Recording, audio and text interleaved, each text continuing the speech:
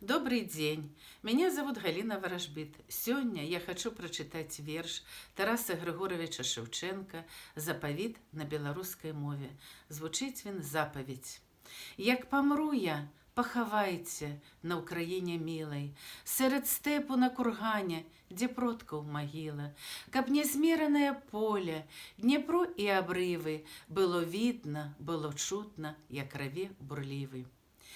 Як погонит з України в синє море кров ворожу, вот адыя і нивы, і горы.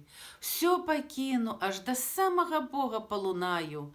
Молитеся, а до тых пор Бога я не знаю.